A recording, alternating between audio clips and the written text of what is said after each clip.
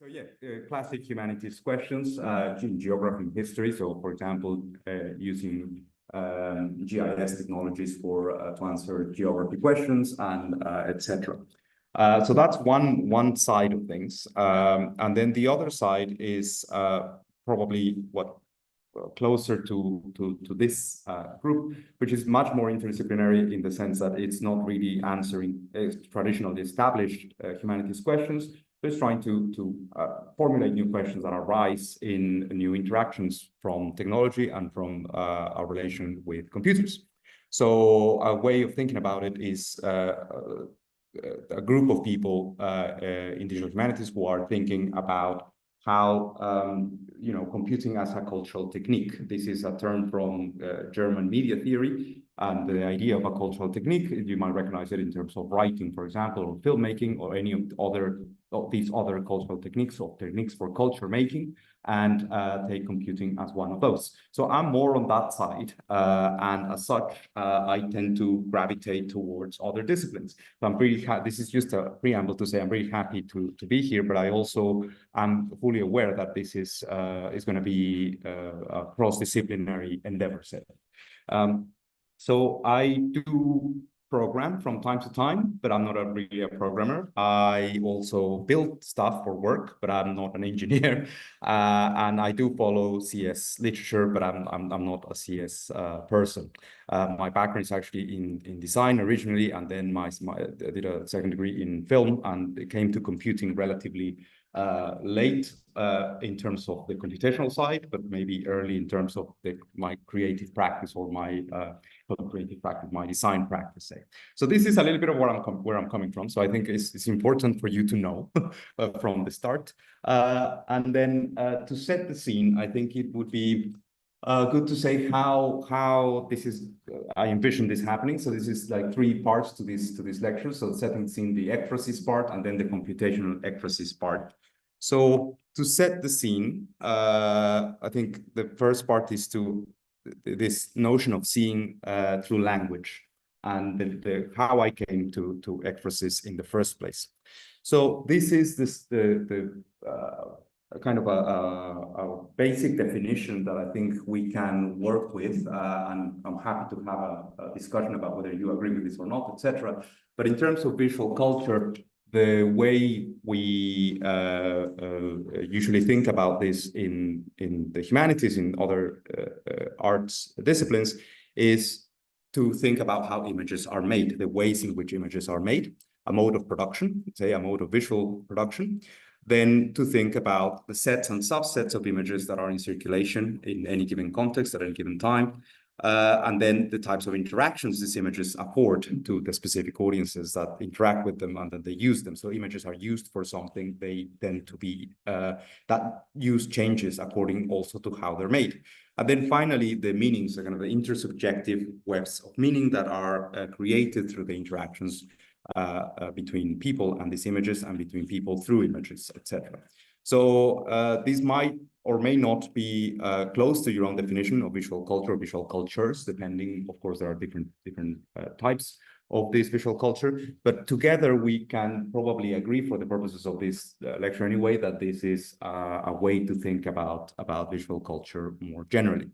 Now, I'll come back to these four, but I also want to share how I came to the idea of computational ekphrasis. So this is, I'm going to do this through a story. So this is the story of two books and two images that came to this book. So the book on the left is a book from a couple of colleagues, and the book from the right is my own book, where it has some computational ekphrasis in it.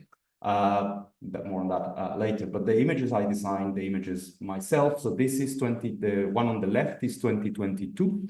The one on the right is just fresh of the press. I think it was published earlier this year in May. So this is 2024. The image on the left I made using, at the time it was some of the clip guided methods were quite popular. And there were like 2 or 3 papers that came about almost the same month about image synthesis. and about clip-guided methods for image generation. And so I was quite keen to try them. And I was also, it coincided that I was, we got some upgrades in our institution's computer cluster, so I thought I'd give it a try.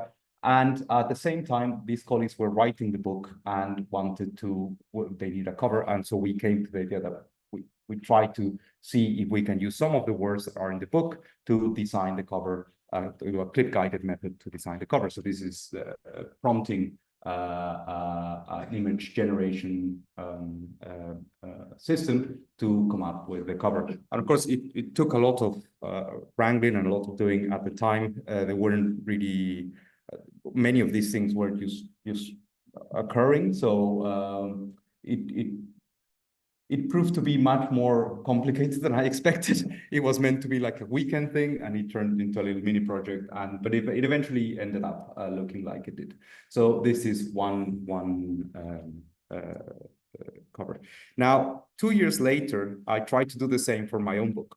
Because I thought, well, this is an easy way. I know how to do it. I have all the script somewhere and I can do it. And I wanted to come up with an image, again, thinking about the content of the book that would reflect somehow the same logic and same idea. And I thought for a while I could refashion my career as a book cover designer using image synthesis. I assume that no one had picked up on this and so on. So this is from the acknowledgement section of this book. So it was a bit of explanation as to how it was made. So the final image, of course, called for a lot of human estimations, approximations, simple guesswork. It was more work than creativity, as my colleagues put it. And of course, this is also the theme of the book, which is mostly about AI from the perspective of work. Now, this is more or less what I wanted to experiment with, and some of the types of images that I wanted to have in the cover of my own book. And I was doing this in 2 years later. And when I approached the publisher for this, they said, no, absolutely not. There is no way we're going to be able to do this.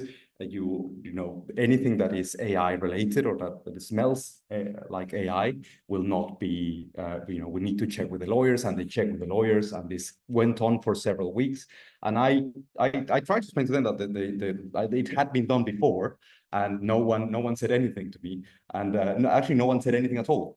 And but when 2 years later, when I was trying to do this again, it turned out to be almost impossible. So what had changed in some sense is not, I mean, the images are a bit different, of course, the resolution, the quality, the themes, and even the prompting itself, the books are different and so on. But mostly what had changed is the mode of production had changed.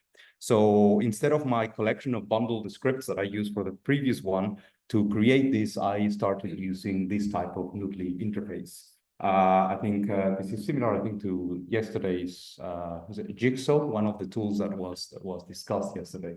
So this is kind of blocks of inputs and outputs, and you connect them through these noodles, and it creates a noodle soup. Which is they can get really complex. This is actually one of the not so complex ones. But you have prompt blocks and, of course, different types of models, different types of nodes that do adaptations of different sorts in order to come up with rendering images. Now, what changed was the mode of production, of course, but what also changed was the fact that for these two images, society as a whole had changed quite a bit. AI had become a lot more mainstream. This was post obviously ChatGPT and all the kind of public discourse around AI. So what changed in my mind is that publishers knew about it, whereas for the first ones, publishers didn't know anything about it, so they couldn't do anything about it. So it is this part, to go back to the initial idea about visual culture, it is also part about, is the web of meanings that are created, the interactions that we get to have with these images and what we can do with them. But this is also deeply connected to how they're made. If how they're made is somehow perceived as being more mainstream, more accessible, then it's a lot easier to then imagine that these things can be misused and that there can be all sorts of copyright issues around it and so on. Whereas for the previous one, this was more of an experimental thing. No one really considered that this was going to be a good way of making images or an efficient way to make high quality images. So this is mostly what happened in between these two. So I ended up doing another type of visualization, which is another type of algorithmic generated or generation of images, but that had, I promised the publisher, had nothing to do with AI at all. This was old-fashioned, very classic if-then statements that allowed, that essentially created this. So this is a ring of, a visualization of television. So this is the idea is it's called movie barcodes, and it samples frames from existing video files, some movies, for example, but in this case it's television. And then these frames, it stretches them vertically, so you can get a sense of dynamics over time. So I put on the screen here the 1960s and the 1970s. So this is from a publicly available data set from a project by BBC Archives called REM-ARC, which is about reminiscing therapy.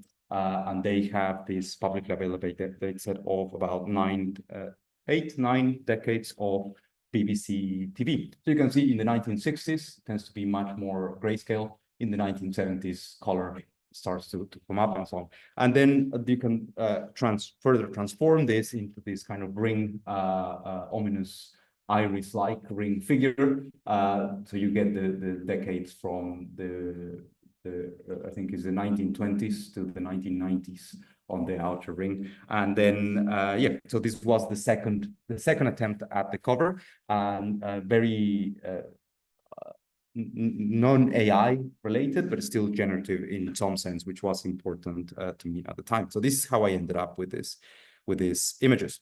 So I wanted to describe this shift in visual culture, this shift in how society had changed, and kind of understand the implications of these applications, because in the end, many of these are applications, but they have deeper societal implications. And this obviously invites a longer historical view, wider lens, if you will, that provides us with a generic understanding of the relation between visual and verbal representations. And since the mode of production of images now heavily depends on verbal representations and on the manipulation of verbal representations to produce visual representations, I was looking at terms in the wider history of the visual arts that would describe this shift and that would describe this idea of inter-semiotic translation. And this is how I came to ekphrasis. So in terms of ekphrasis, between the seeable and the sayable, so this is more or less the difference between words and images, and it comes from the Greek, as I was saying, so ek out of phrasis speak. It is a term that comes from classics mostly, and from the study of classical literature. So in ancient Greece, apparently it was studied as a technique, a rhetorical technique, and it basically consists on creating a very detailed, very dense description, verbal description of a visual object, or a visual work of art in many cases. And the point was that it had to be so rich and so elaborate verbal description that it would somehow reveal something about the object that it was describing. And you know, there are many examples, but I think the canonical example, and one that's definitely in the literature review going to classics specifically, is the shield of Achilles. So this is from the Iliad, and from Homer's description of the shield of Achilles in the Iliad. And it is a remarkable description. So it goes on for many, many lines. And it depicts this fantastical object, this shield, that includes every aspect of Greek society. So it is an object that obviously just a shield that Achilles uses, but at the same time, within that object is a whole understanding of the society of its time. So it has several parts, including the cosmos and the formation of the earth and and the celestial bodies. And it also has practical things about Greek society, farming, war, society at war, society at peace, weddings. It has everything. So it's the whole story of contemporary Greece can be read in the shield, and the shield itself becomes an object that is really difficult to imagine. So the point of ekphrasis was that these rich descriptions could conjure objects that are so elaborate that they are really difficult to imagine as existing. So it can conjure unexisting objects, or objects that can be magical in some sense, but it can also paint a picture of these objects with words. And that was the point of ekphrasis. So this specific design is by an Italian artist in the 1800s, and this one too. This is a different version of the shield. So of course, what happened is that people try to make the shield in real life, of course, no? So and there are many different versions of it. So this again, 1800s, and these are some of the details I was alluding to. So on the left you have war, depiction of war, and on the right you have, I think this is either the funeral procession or the wedding procession, one of the two. Difficult to distinguish sometimes, I guess. Anyway, but these are the two fragments. So this is, I think it was made for the King of Hanover in the 1800s or something like that. It's a very large object, and of course it has a lot of intricate detail and so on. And this is all from the verbal description, from Homer's description of the shield in the Iliad. And this is a modern version of it. So this is from a person called Catherine Bale, who actually wrote a book about making the shield or remaking the shield in contemporary times.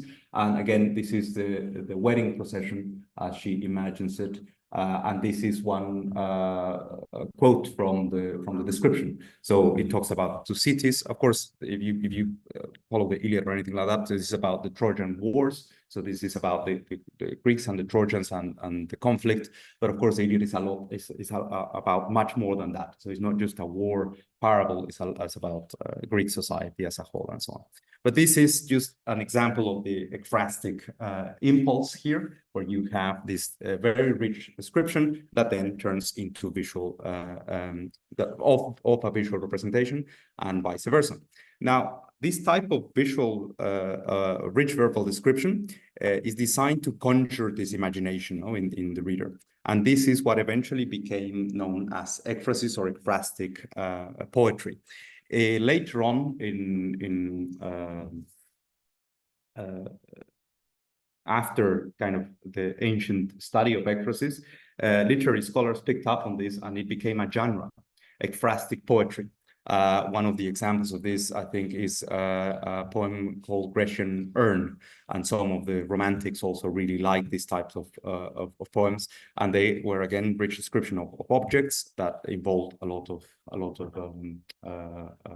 imagined things about it. So it was it remained a niche literary genre for a while, and then in recent times, the recent study of visual culture recovered the term, and it reappropriated, let's say, to mean something a lot broader. So it from a literary genre, it became more of an analytical category. So a creative technique in which one medium is inscribed into another medium. So ekphrasis came to mean a lot more than just the verbal description of a visual representation. It became about mediums that are embedded into other mediums, or mediums that can be inscribed into other mediums. So a painting of a sculpture, a poem of a painting, a film of a poem, etc., etc.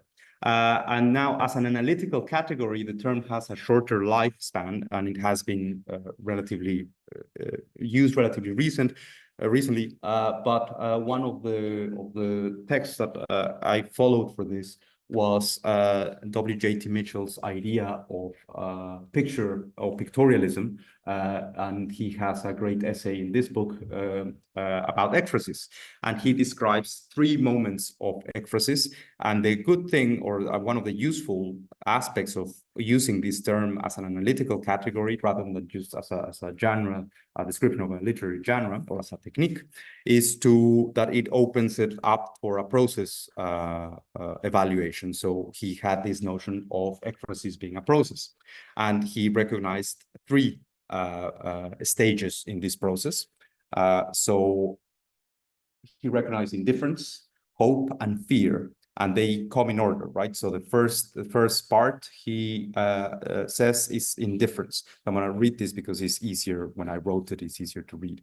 So in this moment, Mitchell argues, ekphrasis appears to be fundamentally impossible. There is simply no observable equivalence between words and images, only a technical contrivance to make them appear equivalent.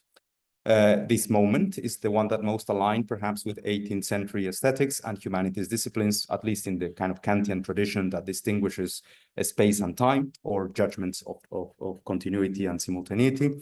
And this first moment can be recognized as a medium-specific arguments.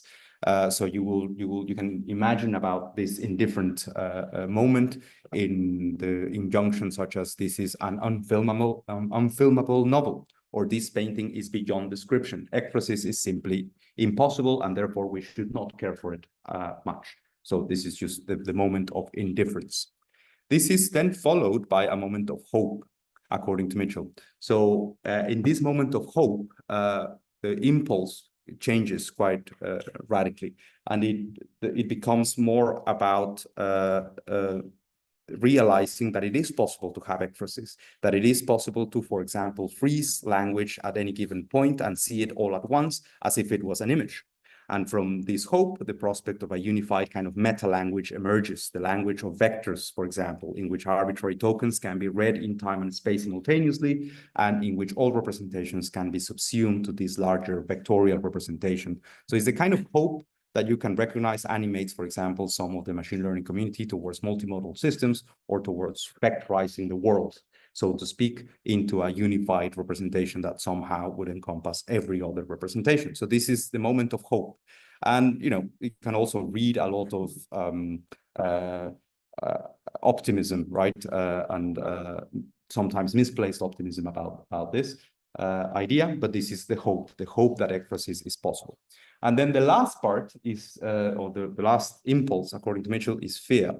So when we recognize that ekphrasis is not only possible, but is all-encompassing, or that is inescapable, that we cannot undo ekphrasis, that once you discover that images live in words and that words live in images, you cannot unsee that, or you cannot unthink that. And then for every image that you see, you start to imagine and you start to realize that there are the words that are living within it, that are inhabiting images, and vice versa. You start to think about how words become have a pictoriality to them, and that was originally Mitchell's point, that verbal representation is pictorial representation, even though there are no images attached to that. No, so this is this moment, according to Mitchell, is creates fear in the sense that we become so entangled with this notion of every representation being translatable into every other representation that we cease to distinguish the limits between mediums, for example, between media and between representation, and what the real world and what this world is representing. So this another popular way of framing this notion of fear is when when people confuse the map with the territory. If there are any geographers in the room, they will probably recognize that aphorism more than some of the others. So these are the three moments, according to Mitchell, of ekphrasis. And one of the interesting things about framing things in this way is that you can also see these three moments, to go back to the idea of the covers of the book, in the book. So it went from indifference, from not caring at all about my image, to fear, to essentially, so I skipped hope. I think that's what happened. Or maybe I was hopeful as I was doing it, but by the time I got to fear, people didn't want these images anymore, or they were scared of these images, or what these images may do, or the implications that these images may have. But there are other interesting aspects about ekphrasis once we start dealing with it as a useful term to think about image synthesis with or through. And this is something that Andrew Laird called disobedient ekphrasis. So this is the notion that ekphrasis sometimes doesn't seem to work, but it can be forced to work, or it can force us to think about why it doesn't work or how it doesn't work. So an example of these are made-up languages. Languages that have no apparent correspondence in visual terms, but that they do. There was a paper that came out several months after the ones that I mentioned. I think it was 2022, 2023, perhaps, about the secret language of Dali, right? So it was some researchers who claimed that you could have a kind of arbitrary language that produced the same images. So they were arguing that there was a way in which the model understood the concept of birds, but that it didn't have the word birds in it. It had an arbitrary set of characters that doesn't correspond to any word that we know of. So as the argument went, they think the model is using a secret language. I think after that, it was quite obvious that that wasn't the case. But the fact that they were imagining this secret language is what was interesting to me. So that's one aspect or one part of disobedient ekphrasis. But the other side of disobedient ekphrasis is to say, well, besides this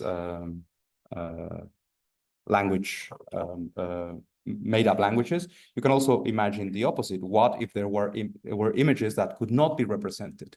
Is there anything that we cannot prompt to, that cannot be achieved in terms of visual representation through verbal representation? Where are the limits and the limitations of this inter-semiotic translation?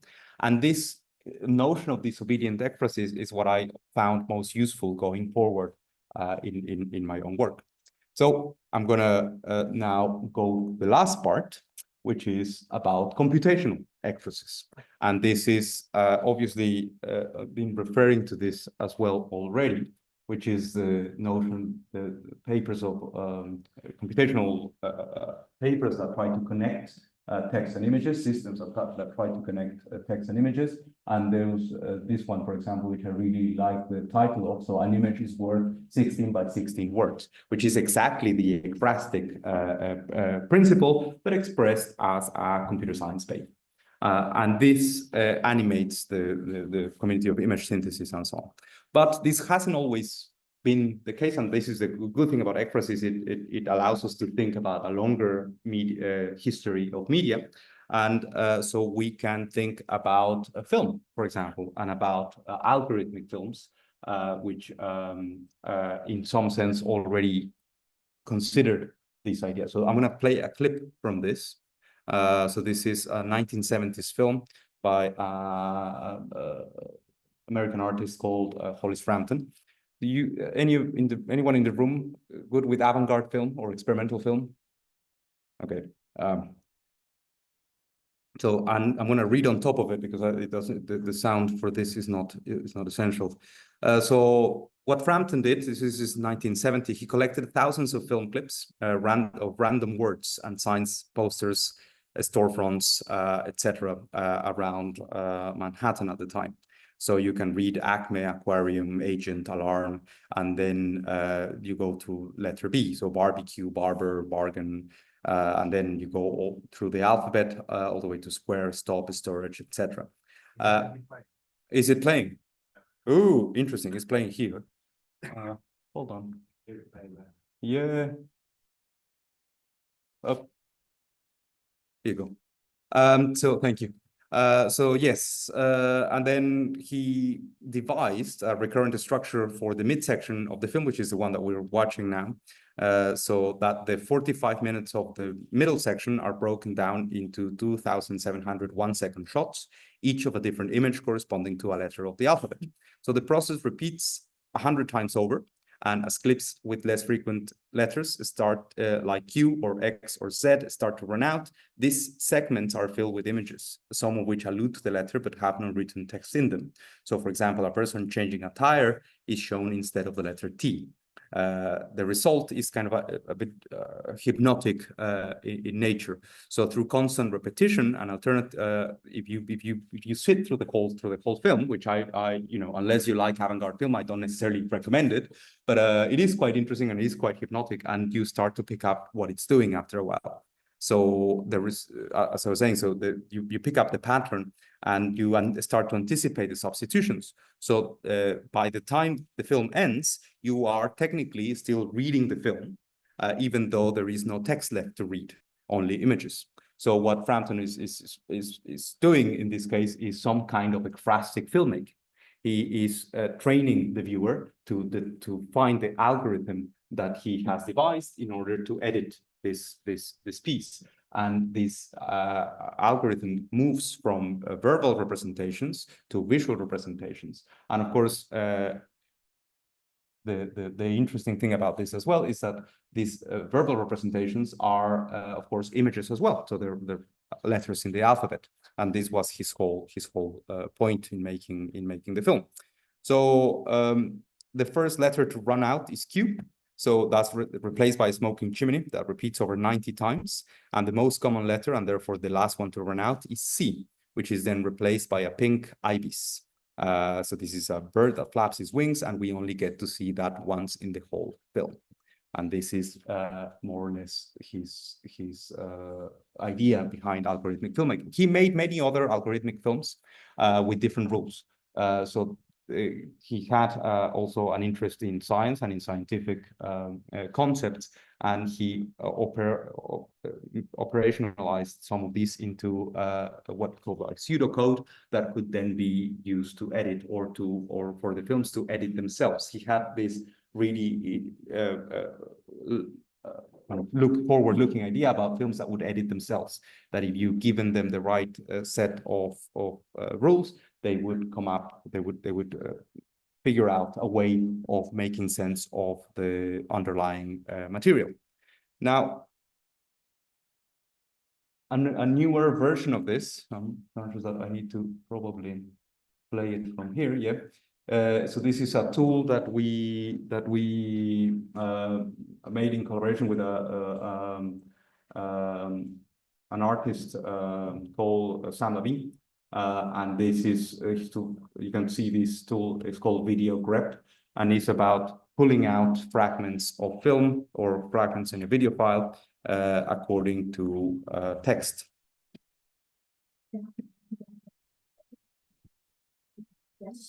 So no, playing the wrong. Interesting.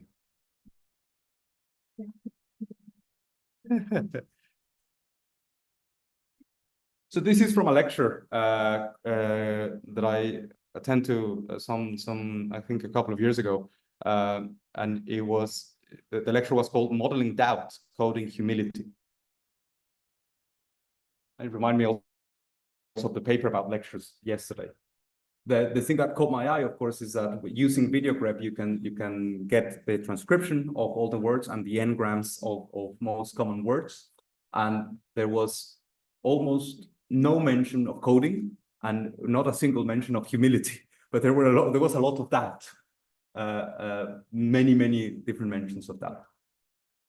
And of course, if you follow online visual culture online video, this type of supercut is very common. So you can see these as well being made for political satire, for political purposes. So you get different supercuts of Trump doing the same thing over and over again. Or I think The Guardian had a section of Cassette Boy, I think, that recut again political speech to rearrange it in creative ways and so on. The interesting thing about repetition, again, is that like with the Frampton example, it creates aboutness. You understand what the underlying material is about by virtue of repeating or iterating over it using some kind of very simple algorithmic method. So this reminds me a little bit more in terms of images to the image of the circle, to the cover of the book, as opposed to the synthesis, to the image synthesis. So this is a much simpler way.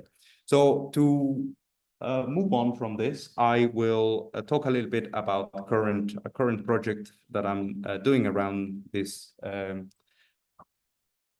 ekphrastic method. So this is the idea is to model different types of time relations in moving images and in moving image material through the notion of this hierarchical temporal emergence. So we have a data set of clips, a little bit like Frampton, and then using visual models, I think we used a few of the new ones. Lava, I think, is one of the ones that we've been using as well. We try to get this hierarchy of lower frame representation to higher film representation. And what we want the models to do is to infer what's in between, what is not been explicitly pictured in the image. So instead of describing the image, instead of describing a film, a still of a film, we're asking these models to try to guess what is not in the frame. Or, for example, try to guess other properties, for example, the distance between the camera and the subject, and so on. And some of these experiments have been interesting. So this is from one of my colleagues who was working with this some time ago. And these are some of the descriptions. And on the, I can't really see very well, but on X, you get the different distance, measure of distance between the camera and the subject, and then other measures, for example, something that we tried to code that was suspense, which had to do with whether the model guessed right what was going to come after in the next shot, and so on.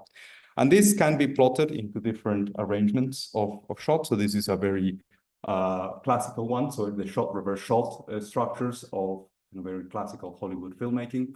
And you can see the editing patterns through these types of arrangements.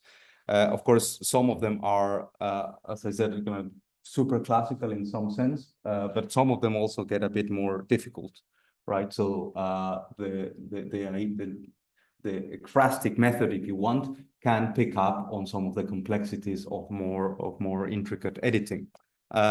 It's not perfect. That's far from it. This is at a very experimental stage at the moment. But the idea is the same in the sense that we're trying to, taking this notion of disobedient ekphrasis, we're trying to understand what's in between these verbal and visual representations, and we're trying to get that information, make that information explicit, and also see how useful that can be.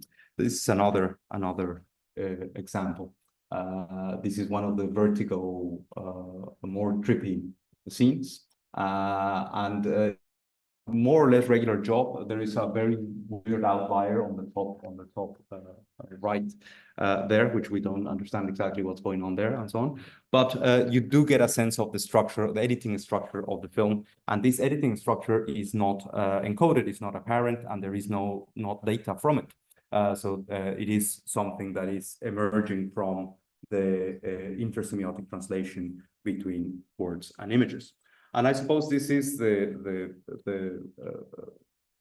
point with computational ekphrasis, is that through computing, it is possible to do this inter-semiotic translation, but it's also possible to get the information content that that kind of emerges from manipulation of different representations. So in the big scheme of things, I suppose the advantage of thinking about these images and about these processes through ekphrasis is that you get a longer view of the history of media as well, and a longer view that goes beyond, in some sense, beyond even digital computing. So the history of photography and the history of making images in general bears upon these new technologies as well. So I think I'm probably gonna stop there. Yeah, thank you very much.